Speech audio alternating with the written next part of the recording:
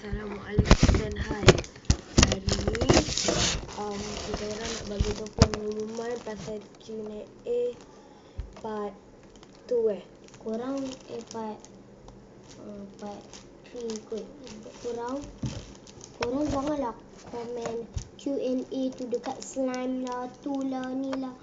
Korang komen yang Q&A ni dekat Q&A part 2. kat sini pun boleh sebab kita orang dah penat nak tengok dia. Kat sini tak boleh kat Q&A tu. Okey, sebab kita orang dah penat nak cari. Tahu? Banyak sangat Q&A tu. Korang kena tulis. Tahu? Orang yang tulis dekat Q&A part tulis kat slime tu kita orang takkan terima dah. Kita orang penat. Kita orang tak terima. Okey, korang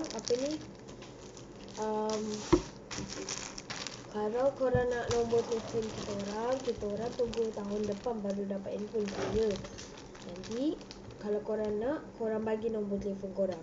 Nanti kita orang telefonkan. Lepas tu korang kena subscribe and like. Siapa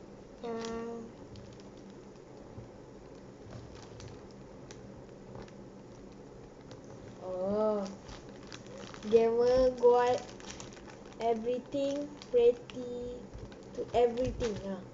Yang tu Match everything. the best dia punya tu. Dia hebat kan.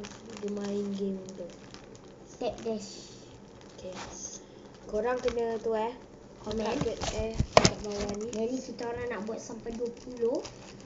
Tadi tu yang Airil Hakimi, kita orang tu Selangor, KL. Mesti korang awak orang Sabah kan.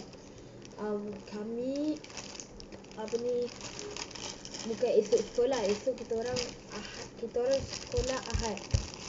Okay, jangan lupa subscribe dan like. Komen kat bawah. Kita orang akan buat esok ataupun hari ni. Tengoklah kalau banyak dia orang nak komen dulu. Okay, bye.